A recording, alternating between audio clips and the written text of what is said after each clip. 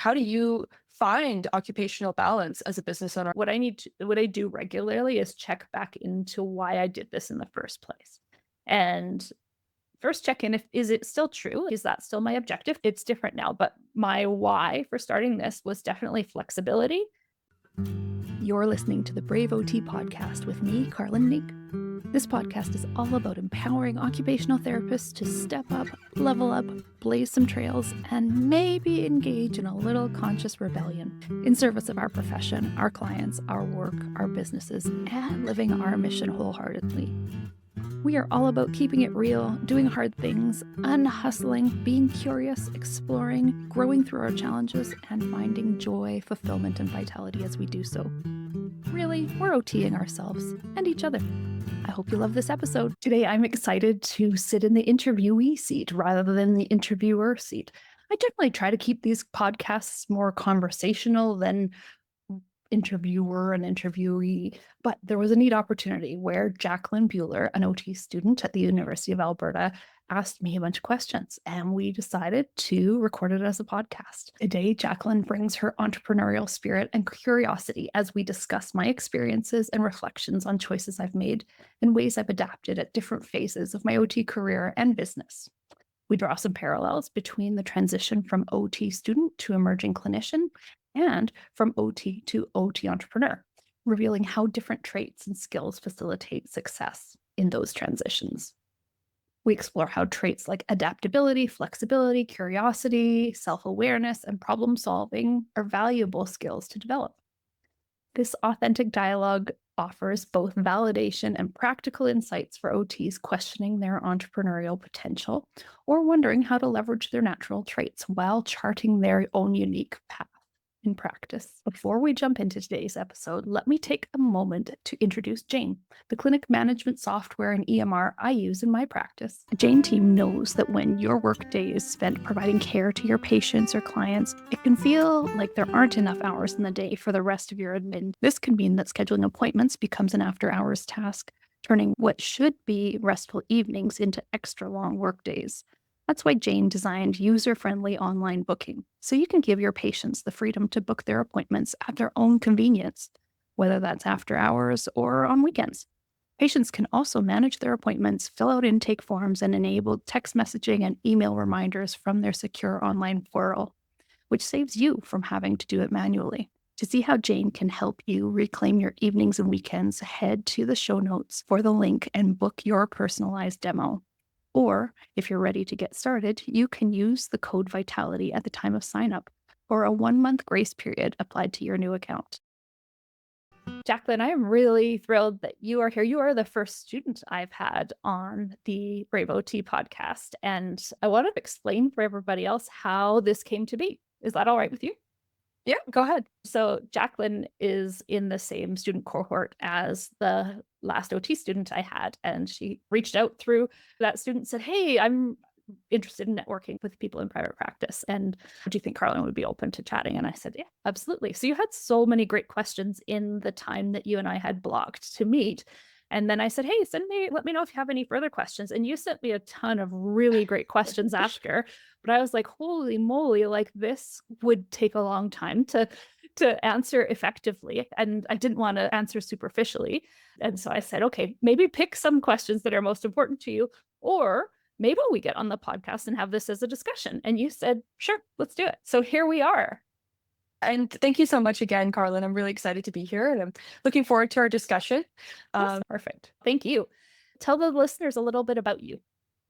Yeah, my name is Jacqueline. I'm from Edmonton, Alberta, and I grew up as a competitive dancer, and I have a bachelor's degree in kinesiology from the University of Calgary, and as well as professional experience working as a personal trainer. And I was drawn to OT because I'm so passionate about holistic health, and I see lots of gaps where, in my personal training experience, where there needs to be more focus on mental health and physical health, as well as things like occupational balance. And so OT was just a really great profession that fit me and my values. And I also love that it's so creative. I also come from a family of entrepreneurs. We had a family business growing up. And so that drive and creativity and passion to pursue more and foster professional relationships has been honed in me since I was a kid. So I'm really excited to be here and open up more discussion around grad students and entering professional practice as a new professional. That's great. This is Mhm. good. Good stuff. What do you want to know? How can I help? So I think as a second year student, we're starting to enter this space where we've done a couple placements and we're starting to think about that transition from student to entry level clinician. And I know that on your podcast, and you're in such a unique position as well, because you literally are coaching OT professionals in the private practice area. And you talk a lot about trailblazing, being brave, and using OT to create a profession and a career that you're passionate about that really aligns with your values. And that can be scary sometimes. And I think that new grads in particular can be nervous and scary. And we're at this unique point in our professional lives where we're at the beginning of our trail. And it's which direction do I take?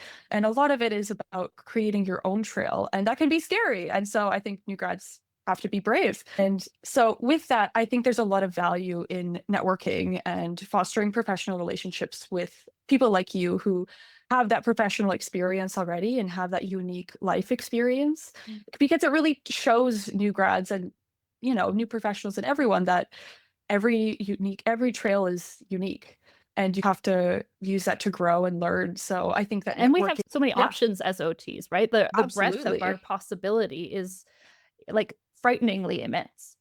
Yeah, and that can be very overwhelming, especially for a new student. Yeah. And as someone that I'm passionate about holistic health and curious about Mhm. private practice and entrepreneurship, I think having an open discussion around the realities of that and your life experience offers a lot of insight and value to other people that are interested in that. I love that you're thinking about this as a student because I certainly was not Mhm. thinking about these things as a student. I was thinking about actually I pictured myself making baby splints at the children's hospital and ended up in a whole Yeah. different place and wasn't thinking Yeah. about business yet. I did think that Mhm. maybe once I had kids and they were in school full time that I would probably want to do something in private practice, but that far away when I was a student.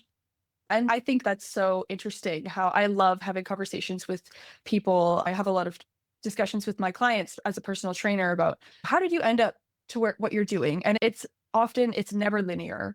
And I think there's so much learning, and it's just so interesting to have those discussions. And to also see that success, if we think about our life goal as a SMART goal, that's a Yeah. singular, this is where I'm going to be when I'm 50 or something like that, and ending up somewhere else, that's a success, right? Like that I Mhm. like to leave ourselves open. We can shoot for something, but know that I look at it like almost like we're climbing a mountain, right? And it's kind of can't see what's around the mountain until we get a little further and go, oh, who knew? Maybe this is my path instead of the one I thought I was going to go on. And having that Yeah. flexibility and willingness to explore and courage to explore, I think is a really empowering thing rather than like a one set focus. I do admire Yeah. people who are like, one day I'm going to do exactly this and do, but I don't think that's a realistic path for most of us.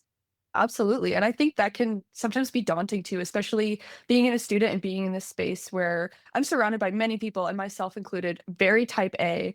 I'm a planner, and we've all been students, most of us, up until now. And so we're very used to a very linear path and lots of discussions around creating those SMART goals. And when those things change and when plans change, that can be really scary, I think, sometimes. So I think learning to embrace those twists and turns are so important.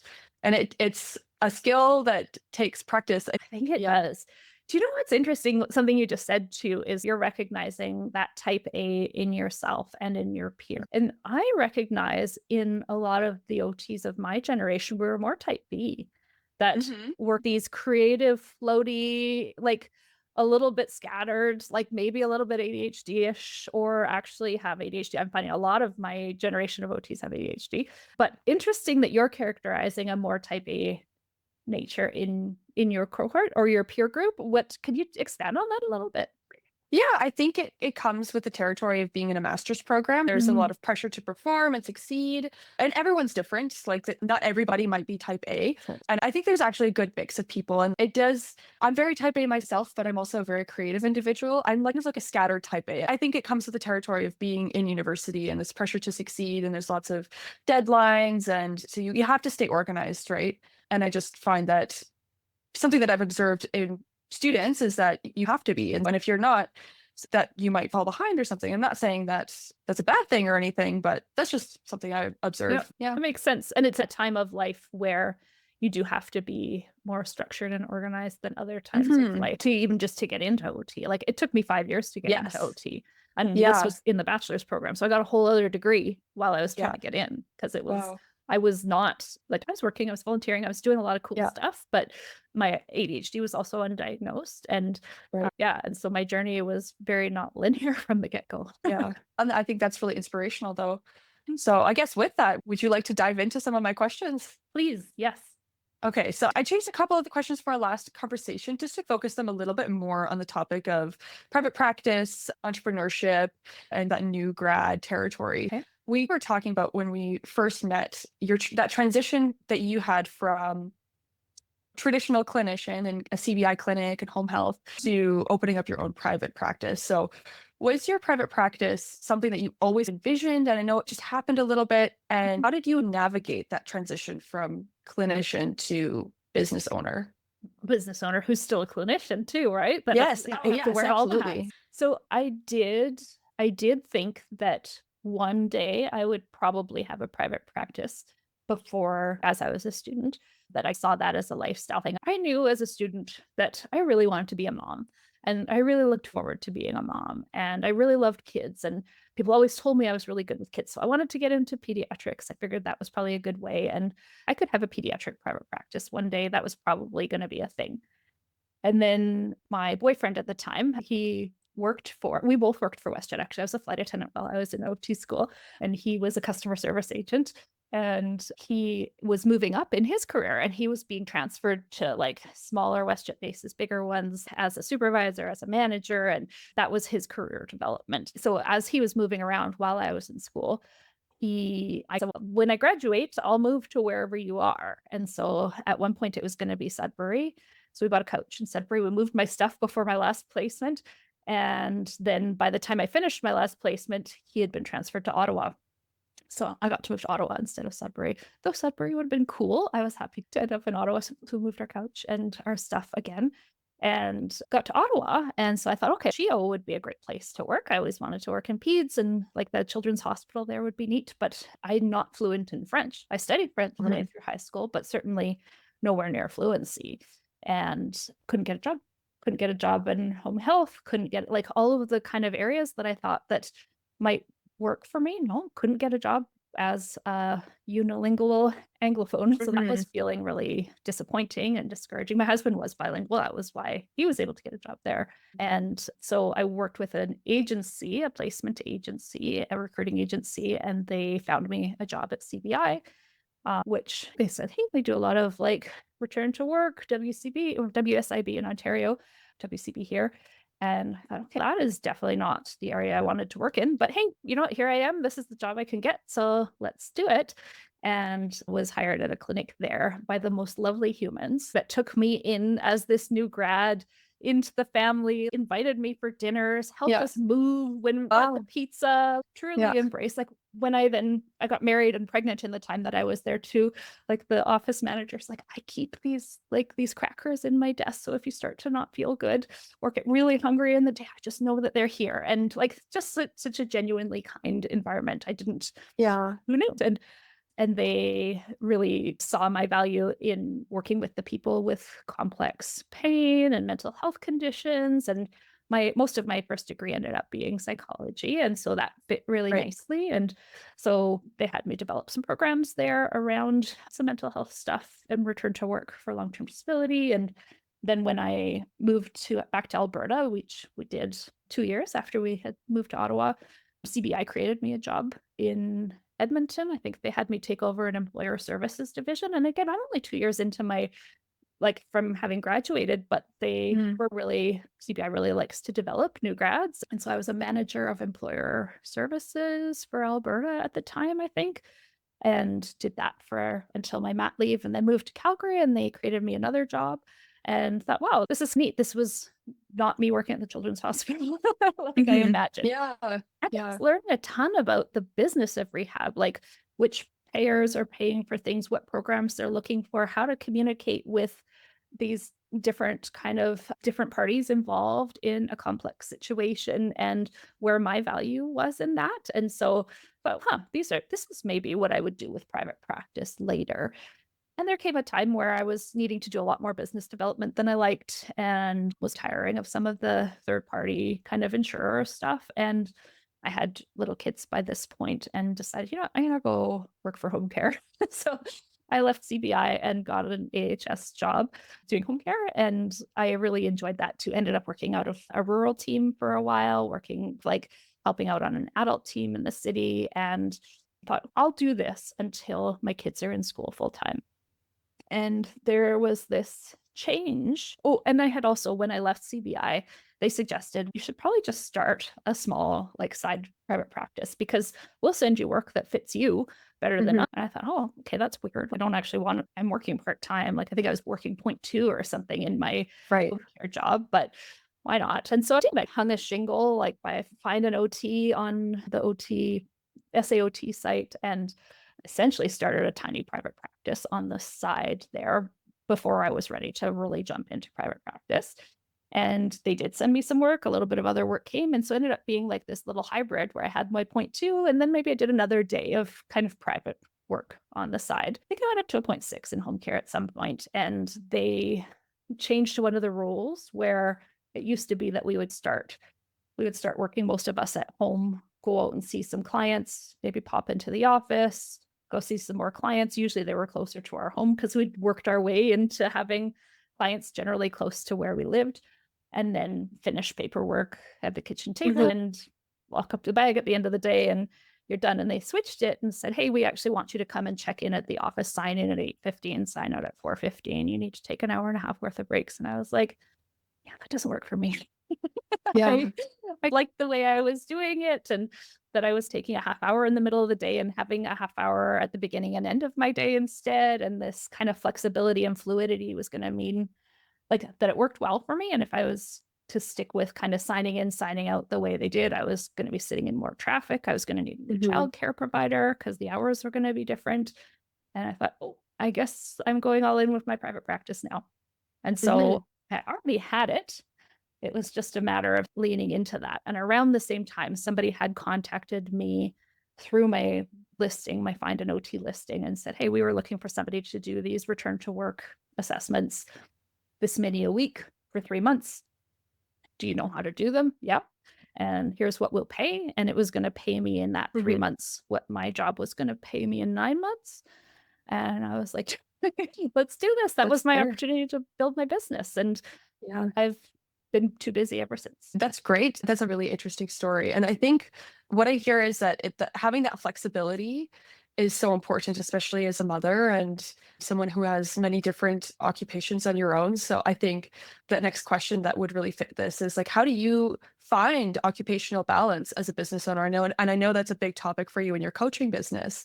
And I have a friend, and even my dad, my grandpa were business owners, and finding that balance is very challenging. So how do you make It time is. for that? For Yeah. your family, friends, self-care, Yeah. hobbies? So I need something that I find it is so easy when it's your business, it's your baby, it's in your house, it's my office is Yes. here in my home, it's always there. It is really easy to slip into working more than you ever would in a job because you care deeply and you've created this thing. So darn it, you're going to make it go. You're more motivated to work even more, which is a recipe for burnout. And so what I do regularly is check back into why I did this in the first place. And first check in if is it still true? Is that still my objective? Because we do grow over time. My kids are 16 and 19 now. It's not that I'm volunteering to in grade one to read with them or anything like Yes. that or going on field trips and well, still some field trips, but it's different now. But my why for starting this was definitely flexibility. And I had this goal of could I work part-time hours and earn what I would have at AHS full-time? That was my Hmm. financial goal. Like roughly, and I haven't always, and sometimes I've far exceeded it. But that idea of essentially earning more for the time that I was putting in and then having Right. the flexibility to travel. Cause like my husband and I met working for an airline, like travel is core for us. Yeah. And he gets, I don't know, 5 or 6, like, weeks of holidays a year. Sometimes there are more because 'cause they're carryover things, and so to be able to travel as much as he could, because I was never gonna get that many holidays with my jobs, especially working part-time. And so back to flexibility, and am I earning more for the hours I'm putting in than I would have otherwise? And that kind of Mhm. keeps me grounded back into, oh, hold up.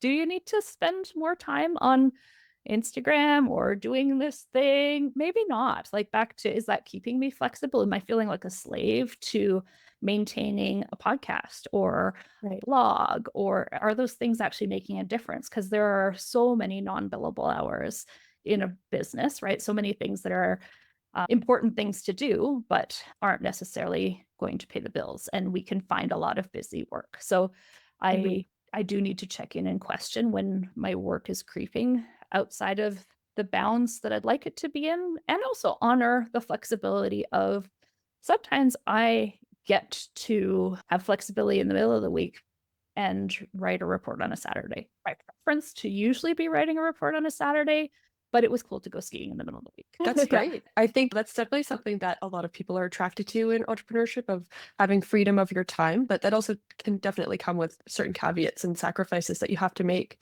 Yeah. The And some flexibility goes both ways, right? Yeah. absolutely. And I think that sometimes can get overlooked. And I think something you touched on was that having that space to reflect on your practice and check in with yourself. And that's something that we talk a lot about in our program is like critical reflection and self-reflection to foster that growth. And I'm just curious, is that something that you set time aside for in the schedule? What does that look like for you?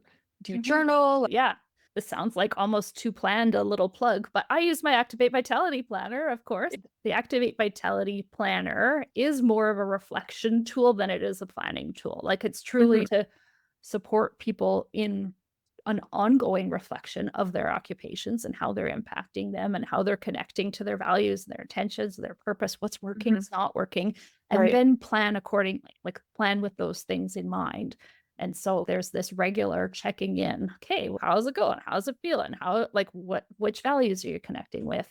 And so there are lots of prompts throughout to do an ongoing reflection. And that came out of me doing that already. And Mm, so I used to use the Passion Planner is was my favorite, and I've got lots of them that I would often use with clients too, but it was so helpful in my own process. I've got my digital calendar with where I need to be when, but this sense of how's my week look? How am I what am I putting in there? Okay. And generally color code the things that I do for myself that are like purely for me in some sort of pink or purple because I'm the only woman in my house. And the things I do for my kids are usually some sort of blue because I have boys. yeah. So silly, right? Pink and blue, but it's a way for it to always stand out. And then everything else gets all sorts of other colors. But when I start to notice that I'm not doing the pink things or I'm crossing them out or I'm not even putting them in, trending toward too busy to need Mhm, to adjust my load, or I need to set some boundaries to create more time for myself because that's the really restorative stuff. And even just stuff like meal planning, or hey, you know what? I'm going to be seeing that client down there by there's a really cool walking path by the river. Why don't I make sure that I have an hour before that and I'm going to go for a walk? Or I bet you that client would like to go for a walk. Let's plan that in. And I tend to look at those types of things in my planner so that I mhm. can be checking in on what are the things that fill my bucket. How can I work those things into the week? Where am I getting way overloaded?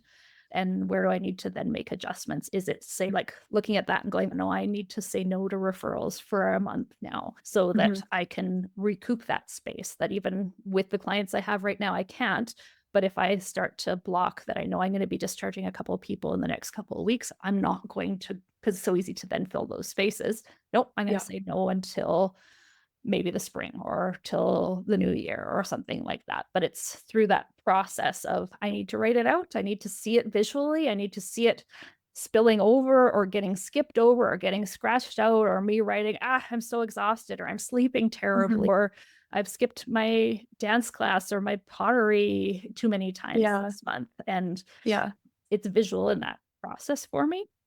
Yeah. That's really great. It sounds like that having that self-awareness and that being able to set boundaries with yourself and boundaries with others and even clients is so important. And I think that's definitely where business owners or even clinicians can struggle sometimes. So having that is really important. But just a side note, you say you're the only female in your household. I have three older brothers, so I understand that having pink and purple is very important. So Totally. I just as buy an aside. totally. I buy a cell phone charging cords that have flowers on them so nobody will Yep, steal them. Actually, and there's I the get dog. it. I have to say the dog's female too, so we'll give Oh, her that's good. Yeah, it's me and my mom and our female, our dog and our cat in the house. So I get it. But that self-reflection, I think, is so important and like being able to set those boundaries. And I want to go back. Earlier, we were talking about like type A personality, type B Yeah. personality. And so when you're in this business, obviously it sounds like you have to be very organized. You have to have that self-awareness. You use your journal and your planner all the time. And to me, that very much reflects like type A. And I'm like, oh, I love planning and I love writing to-do lists and that kind of thing. So, in the space of private practice, do you think that, or what are your thoughts on having certain personality types to be successful or not? I took an entrepreneurship class in my undergrad, and we talked about you have to evaluate if you're going to go into business. Do you have the personality traits that will set you up for success? So, are you disciplined? Do Mm. you have that self awareness? And if not, are those things that can be learned? Oh, this is such a good question. So, one would think that I'm pretty organized. I am not. I'm a bit of a hot mess, to be honest. I if I could show you around my office, it looks fairly tidy-ish up here, but down on the floor, I have projects and paper, and I've got like stickies all over the wall. I've got piles of books here. I've got a whole wall of books there. I've got piles of books there. There, it my brain is so not linear. And this, I think this goes back to my neurodivergence, right? I do have ADHD for sure. And so I'm this kind of like expansive creative thinker who see anything on a line. And so I think that there I have to work hard at organization and I'm not always great at it, but I do know which things must be organized and I Mhm. can prioritize those things. So like communication with clients, documentation, billing, like knowing where I need to keep organized for, and also my professional obligation to do those things ethically and in a way that follows the expectations, our professional expectations and stuff. And then there's all the other stuff. That creative process, I think, is a strength as an entrepreneur Oh, yeah. because that you do have to be driven. You do have to be goal oriented. And at the same time, I think you have to be flexible and creative and willing to break the mold and try things imperfectly. And so that I find that a lot of the people I support in my coaching, where I coach other OT business owners, I'm often like I'm using acceptance and commitment therapy to help Mhm. them build psychological flexibility. I'm doing it in a coaching format. I'm not doing therapy in that, but it is to support their psychological flexibility because sometimes we're holding way too tightly on that SMART goal or that vision of what a business should look like or what they thought it was going to look like. And here it isn't. So clearly I'm failing and I suck at this and I should Mhm. do any next things. And Mhm. really, I'm trying to build more resilience with people in exploring curiously and exploring possibility and exploring, well, what is really the purpose or intention behind this? And is there another route there that feels more in reach? Or given the factors that have come up in life or in the economy or when, Yeah. hey, I'm not even in peds, go figure. That there's just building that resilience and flexibility in how we see things, I think is really important to develop or important to possibly have as an existing trait. I think people who are too structured and rigid sounds judgy. Maybe that's not the word I'm going for, but too attached to a Strict. Yeah. specific way. Yeah, I think that they're probably Yeah. going to struggle with entrepreneurship because it's a bit of a roller coaster and you have to be willing Mhm. to ride it. Yeah, definitely. And I think being young and being on social media as we do, there's a lot of portrayals of run your own business and you have so much free time and break the 9 to 5. But I think that's so glamorized and people don't realize that running your own business comes with instability and Yeah. it comes with a lot of fears. And as you talk about, you have to be brave. Mhm. And as someone who really, like myself, I thrive so much on structure and having that routine and that kind of thing. Like, how do you personally deal with that sometimes the fluctuations of entrepreneurship, and maybe one month you're making X amount of money, or one month there's so many things that can be unpredictable with running a business. And how do you deal with that? Yeah. So I've dealt with that in different ways at different phases of life. So fully acknowledging I have a husband who has a really secure job with a solid income that's full time, and it does the investing for us. It provides Hmm. us the benefits.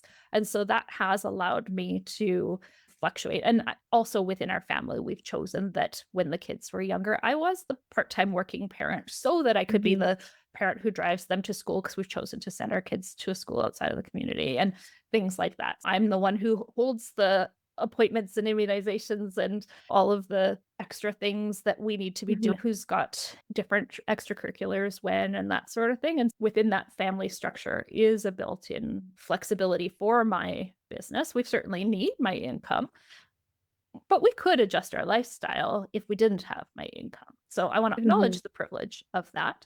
And at the same time, I support clients, I support OTs who are the primary income earner in their family. And we look at different ways of navigating those ups and downs. And so there are lots of ways within a business that you can create that stability or know where you can fluctuate that stability. So for me, it's been like looking at there are different sort of referral sources who will keep you really busy. Is that the type of Hmm. work you want to do? Maybe not, but as you're working toward the type of work you want to do, it's good to know that you could do these types of assessments, because these referrals sources tend to send referrals pretty steadily, and that you can start to say no to those as you get more of these, or even turn to those and say, "Hey, I've got time. Do you have anybody for this?" And for me, that's how I've done it, but for some other people too, sometimes it's great to keep a casual job or a part-time job that you know is gonna kinda keep you at a baseline, so that you have that sense of safety and stability within Hmm. yourself to then be able to do those brave things to try and step it up. Because if you're in a state of where you're not sure about being able to pay the bills, that it's fluctuating that much, you're a little bit more in fight or flight, and you don't have the resilience to be able to do those next things, right? It can be Hmm. really stabilizing to keep a part-time job or a PRN or casual job that allows you a bit of that minimum kind of income on which to build. Some of those different ways of riding that out economically, and subcontracting, that's been another Hmm. one too, where I don't get paid as much per hour as if I was the primary referral recipient, but a lot of places that are contracting others have a lot of Hmm. referrals to give. So what you make up for in hourly wage, you get in volume, and that can be another Right. sort of lever to work with. Okay. Yeah. So it sounds like having a solid plan. And I also hear lots of themes of having that teamwork of like with your partner, your husband is Mm. so important. And I think that's so wonderful. And I also want to add to like even the way that you talk about your business, I can hear so many themes of just OT and balance and being holistic. And I just love how much OT is everything. Yeah. And it's so ingrained in your business and it really reflects by how you speak about it. And I think that is so valuable for people who do have businesses to find that balance and seek Mhm. that stability. Talking about that subcontracting, which you're just starting on, I'm curious. So you've been running your business as well independently. Was there any reason that you chose to keep doing it independently, or do you ever, or have you ever have had plans to delegate, have more contractors or expand, or a marketing team or that kind of thing, or even go into a physical space? Because I know you take a lot of clients. You don't take clients in your own home, do you? No, clients in the community. That's right. And Um, online, mostly online. and online, and Yeah. online. Yeah. So can you tell me more about that decision? I've done all of those things that you Hmm. described, and at different times. And so I keep flexible and open to trying those things and seeing how they fit. So there was a time several years ago where I just had too many referrals. And what was I going to do with all of this work? The referrals kept coming at me. And okay, I'll hire other OTs want to learn to do what I'm doing. So I had a team of contractors at one point, like at three or four, I think, at one time, and I was teaching them to do what I was doing, and also mentoring them, like supporting them, and then also making sure that my referral sources were seeing that they would get the same standard of care that I was providing, as to help them trust and keep referring to me. left me micromanaging a lot more than I Mm, would have liked to in order to make sure the reports were looking really consistent, the communications that were going right. to the referral sources were really consistent, and I had my hands in too many things and I hated it because I liked mentorship, I liked delegating. I did not like all of the executive functioning, extra executive functioning demand of Mm, overseeing that many more clients, that many more referrals, that many more reports and billing even just like the contractors are billing me, I'm billing the insurer, I'm paying the contractor when I get paid, but it's been a while. And where like keeping track of all of that was a lot. So I was like, oh, I should get an admin who can do this, but it's so complicated. I'm struggling to do it. So I need mhm, to figure out a system before I can delegate that out. And then it just was feeling less and less fulfilling. And as I reflected in my own ongoing reflective practice, I really love the client work and I do enjoy mentorship, but I don't enjoy managing a team. That just wasn't the way I wanted to work. And mm, actually, when I looked at all the hours I was putting in to manage a team, I was earning a lot less for my time by doing so, even though I was only paying them half of ish of what I was getting paid for. I was still putting in more hours for that half that I was earning and really wasn't worth it. And so certainly there could have been improvements to make that more efficient, but I actually just didn't enjoy it. And so I thought, okay, maybe saying no to referrals is actually the next step. I don't have to take all the work that comes my way. So starting to be brave because that is scary for OTs who are new in private practice to turn away work because it feels like, what if we lose it all? What if they stop calling me? yeah, That sort of thing. I'll lose my whole business. And learned that actually was not the case. People actually start to it's like walking by a bunch of, like, bars on a busy street, and you wanna go to the one with the lineup, not the one that's empty.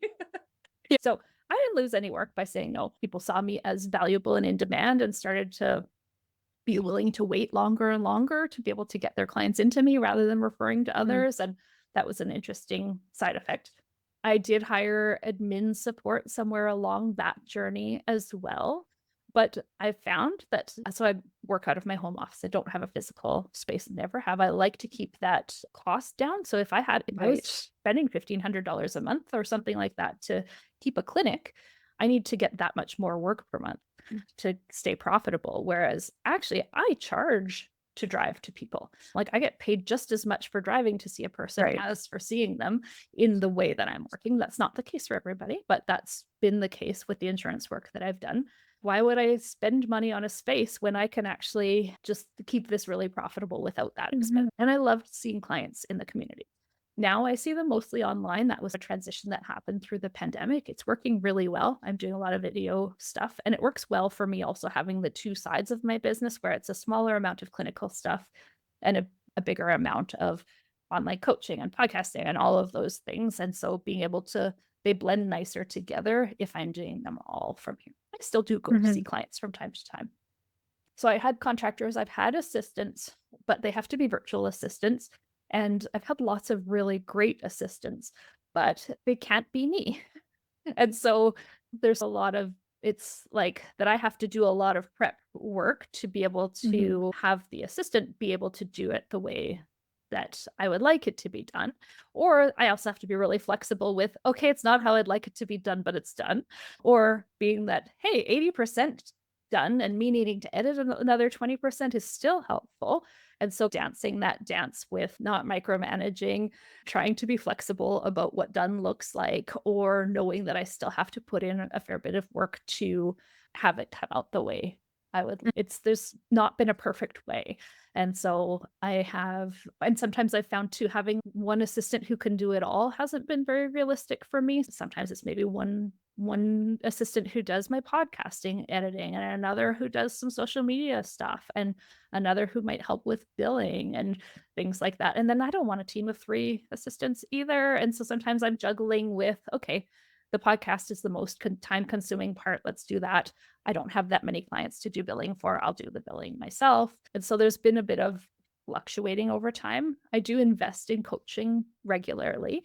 So I'm generally learning about marketing. I'm learning about positioning. I'm learning about different ways of evolving my online services and not my OT stuff, I just know how to do that. It's easy to keep that effective Mhm. and successful. It's more so the development of an online coaching program, development of online trainings, and that requires a lot more strategy and evolution in what works out there in marketing. And so I'm learning about that and hiring different coaches to support me in that next leg of the journey. Or one join one program to learn how to build Activate Vitality. And then as I keep growing and going, oh, I don't like marketing in this way. I like it better this way. And maybe I'll learn a little bit more about that. And then hiring admin support to support with that evolution as I move along. Yeah, I think that's a really great perspective to have as putting yourself as an opportunity to learn about those things rather than delegating. And it sounds like you've really found something that works for you and for your time. And I think that there's a lot of value in that. I mean, I I don't think, know. I yeah, think it's still evolving, but I yeah, don't think yeah. there's ever going to be an end point where I'm like, oh, here it is, because it just keeps changing, and that's all right. And I think that's really great. And so I think that is a great lead in into my next question, honestly. 'Cause I know we only have a couple more minutes here, Sure. but I know because we've been talking about how your path evolves over time and you have to try certain things. And this worked for a little bit, and then you have to shift gears, and that didn't work. So let's try this instead. And everything is always, you're always learning and you're always growing and seeking that professional development. Yeah. So, with that, like, where do you see your business in the future? Something that we talk about is, again, setting those smart goals, right? And that Yeah. applies to business. So with that, do you have a long-term plan, or do you see your business as just evolving with time and as you evolve as a professional? What does that look like? It's a little blurry, but Yeah. I can there are some defining characteristics I see about where I would like to be. So, I would like to be working less hard at it. So, I look at the things in my day that I would do for free because they come so naturally. It's running the coaching calls, it's doing the one-on-one with clients, it's creating and ideating different ways of communicating things. Like, those things I so enjoy, the creative aspects of creating a safe container in the Activate Vitality community and Right. creating that sense of community cohesion, and then different ways of how do I communicate that out to the world. That's actually where I end up doing a lot more, like, striving, pushing, like, trying to find the thing. That's where I can tip into overworking right now because I feel like it's hard to communicate the value of what I do because it isn't a tangible, "Let's start your business," or "Let's Right. optimize your profitability." That's not what I'm doing. I'm actually, like, really trying to help OTs from the inside out and help them Hmm. really feel like their businesses are aligned with what they want to be doing in life, that they're complementing their life, that we're not looking at work-life balance because that's pits work against life. Ultimately, I want your work to be life enhancing too. If, like, we have the ability to do that, OT is in high demand, we can be easily too busy. And so why not make sure your work is really enhancing your life and building that Yeah. sustainability and alignment? But it's hard to, like, market that as a tangible outcome for people to invest in. And so I'm constantly in this, how do I communicate that? What are the keywords? What are the search terms Yeah. for that? What's the marketing campaign that makes that really clear? Because those outcomes look different. For one person, it's maybe starting a business. For another person, it's maybe shrinking a business. For another Yeah. person, it might be like, hey, actually, I would rather have a job right now. Cool. That's if that's ultimately what a person needs. Like, I want them to find their authentic path and that the outcomes could look very different. But it's truly a process of getting more self aware and reflective and being in a safe community to do that exploration and building the flexibility to see things in different ways. So I would love to nail my messaging on that so that I can Mhm. do a little less hard work on that striving nature of how do I tell people about this in a way that they're going to get that this is what they need. Definitely. And I think that's a part of OT. And that's definitely something that we are always learning as new grads is to define OT as a profession because there's so much value in it. And Mm. like you said, it is in high demand. And to translate that into business outcomes can be really difficult. Mhm. So I think that's really important.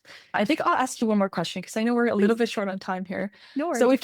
we've talked a lot about navigating some of the challenges with running a business, finding your own trail, and I hear a lot of themes of being flexible and a lot of that self reflection, and that things aren't always perfect. So I want to flip the switch. And what do you think is the best or the most rewarding part of what you do? I think it's seeing people succeed. right? On their own Yeah. terms. Like and this is happening both in my private practice and in my coaching business. I've been able to like support them in planting a few seeds or identifying what the seeds are we need to plant. But then this kind of moment where like things click and then off they go. And Yeah. it feels, the angels sing and all the OT gods are shining on all of us. It's so subtle, right? That it's not like this was the goal we set on day one and you achieved it. It's usually something far less linear than that. There Mm. was this kind of as we explored, we had a goal in mind, but as we explored, and then suddenly something like caught and the clouds parted and the person just was like, I know what I need to do now. And off they go. I feel like that sense of them building that sense of efficacy so often Mhm. in my mental health clients and in my coaching clients, where they just come to this place of awareness, realization, self efficacy, and then they're able to then go do those occupations that feel really aligned and juicy and rewarding for them. And that's what's rewarding for me. That sounds so inspirational and so wonderful. We all love helping people in this profession, and that's why we entered this profession. And to see people succeed is so wonderful. And I think what really sticks for me in that comment is that it's nonlinear, just like our professional lives. I think, at least in my perspective, being in grad school, again, we're always talking about SMART goals and your plan, and there's so many things about planning. But I think what people don't realize is that even rehab and even the occupational therapy process and healing process and coaching and everything isn't always linear, and that's okay. And sometimes you're going after those small moments or those aha moments, as you described, that you Yeah, can really see people succeed. So I think that's really quite beautiful. I love that. And do you Yeah. know what? Actually, that opens up to the main message I would love to leave any new grads who are listening to this, soon Mhm. to be new grads, is that we can so easily get caught up in these are the facts I know. This is the research I know. These are the Yeah. courses I haven't taken yet, or this sort of sense of I feel like we go to university to find out how much we don't know. Yeah. Really, Oh, right? To yeah. have that humbleness of, wow, there is like a lot more truth out there than I can possibly have. And that is overwhelming. And so we can go out into this world with this sense of, but I don't know everything yet. Just Mhm. our true value of OT is actually the way we solve problems, the way we see problems, the way we walk into a situation and look curiously at the individual, what's going on with them in their environment, who's around, what are they trying to do, what are their supports. And that is magic. That is gold. Mhm. It's different for every single person you're going to see. You're never going to see the same two problems the same two ways, because those are individuals in different families, in different settings, in different occupations, maybe with the same condition, but there's probably different stuff going on. And so I really want to help OTs to really know that they have these tools inside them. And it's this sense of being open and curious and actually letting Mhm. go of an agenda, that going in with your OT brain on and being open to what you're going to see and what you're going to find and how you're going to explore the problem with the client is the best thing you can do. You can then go and research some solutions, but I see too many people like preparing for hours before they've met a person, and then they bring like many worksheets or like this kind of really structured plan with how they're going to approach that. And I miss the boat because they get there and they're not paying attention to what's going on because they're too attached to their plan. So really, yeah, embracing that sense of you as an OT see the world in a certain way, bring curiosity, and then explore in that context what you actually need to find out. Because very often it's probably not what you might have researched for hours before that first session. Yeah. Yeah, absolutely. I think that's such a great statement, and that can really translate with clients and in the rehab process, but also in life and in our professional life and in running business. Like, something that really stuck out to me is you said people who become too attached to their plan.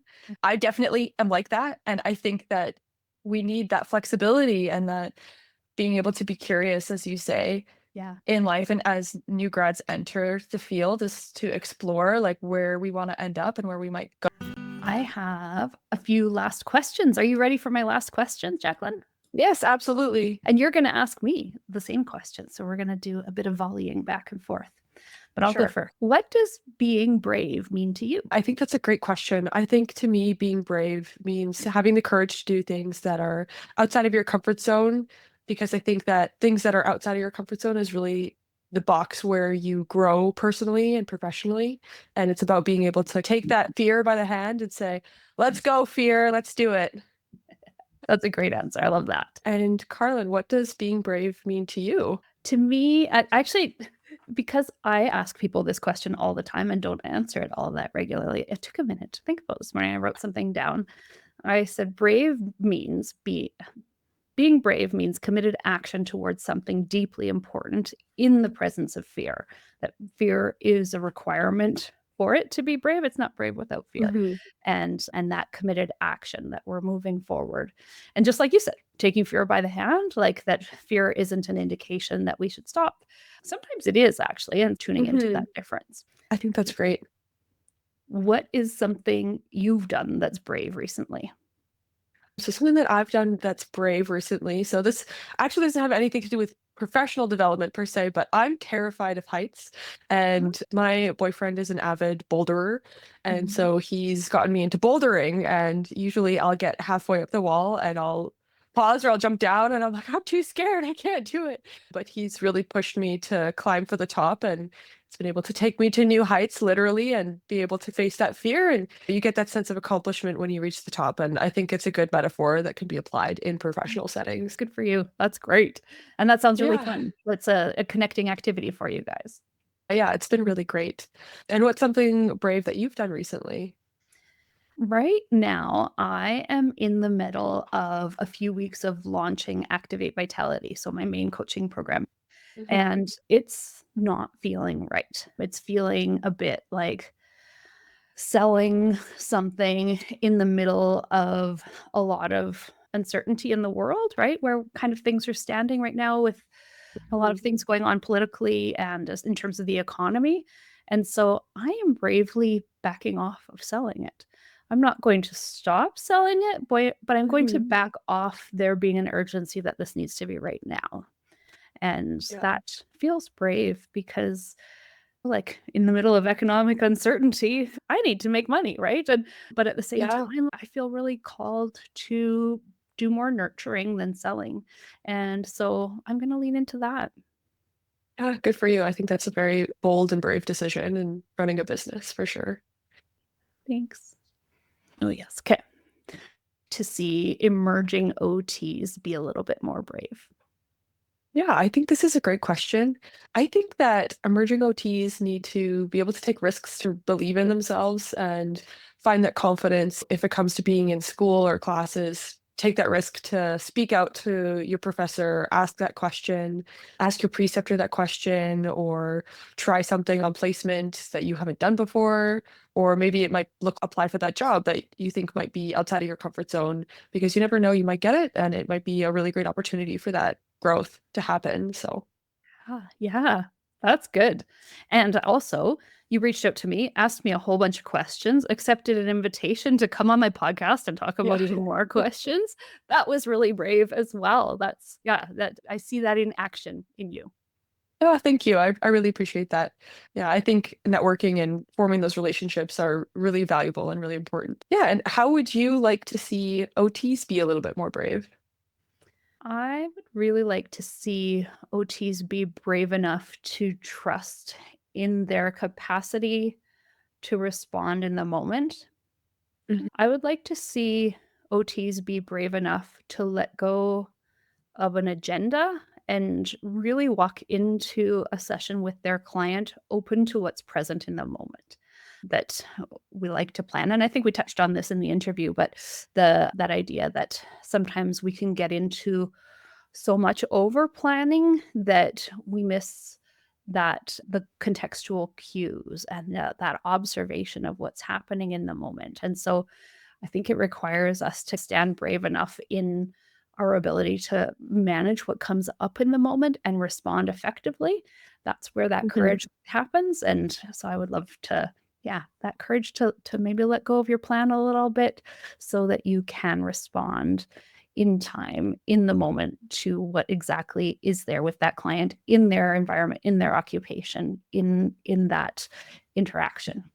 Mhm. Yeah, I think that's really great. That really helps foster that connection piece and like that therapeutic use of self. Yeah. So, if anybody is listening to this and is intrigued by you and thinking about you looking for jobs soon and things like that, how would you like them to reach out for you? Or what would you want them to reach out about? Yeah, that's a great question. So I did create a little Google form for other OTs or professionals to connect with me that we can connect via email, and it has a couple of questions of why they're looking to connect. I love networking. I love learning about people's stories. I look seeking professional development, obviously as a soon-to-be new grad, job opportunities. It's amazing and I'm very grateful for that. And just building those professional relationships, having great conversations and that kind of thing. Yeah. That's great. I love that. And what kinds of jobs are you interested in, or what kinds of areas of practice are you most curious about? Yeah, I don't know exactly the specific direction I want to go yet because OT is still so vast to me, but Yeah. I am interested in private practice, return to work settings, mental health areas within private practice. That's so far. I don't know yet. I haven't done all of my placements yet, so it could be very many more. It could be less than that. I'm not sure, but I'm open and I'm open-minded. I'm open to learn and to take Mhm. on new experiences. So, That's great. yeah. And that's an area I work in. So we might Yeah. have to talk again once you're out and we're in the clinical world, out of the academic world. Yeah, I would love that. I would love to keep this connection going. And for you as well. So what would you like people to reach out to you for? I would really love to talk to OTs who are feeling uncertain. And I specifically focus on OTs who are established business owners, but truly they can help lots of OTs. And so I would Mhm. really love for OTs to reach out for connection if they're feeling a little bit uncertain about direction or where they're headed or looking to maybe start a business or shift their business. Activate Vitality is for established OT business owners or mid-career OTs who are in business. And that offer is certainly on the table. And I'll put a little plug at the end here for that. But truly, I'm open to connections to if you need a little pep talk or have questions and are a little bit uncertain and feel like maybe I might be able to be helpful. I'd love for them to reach out. So I will put in a link for a chat with kind of a 15-minute chat, just quick, and let's check in and see if I can be helpful in that time. But I'm also open to DMs on Facebook or Instagram when people have questions. That sounds great. And I think for everyone listening out there, Carlin is an amazing OT and she's a vast experience. I'm going to plug you a little bit too. I've really valued our conversation and it's been a really great pleasure to connect with you. And I thank you for your time again. And thanks for being Yeah. brave to come on this Yes. podcast and interview me. I loved the role reversal. I keep thinking I need to do more solo episodes where instead of me asking more questions and not saying as much, where I can share more of my perspective, but I just don't do well in monologue. It just doesn't come as naturally as in conversation. So when you Mhm. reached out, I thought, okay, this is a good way to do that, to facilitate that sort of more natural social interaction.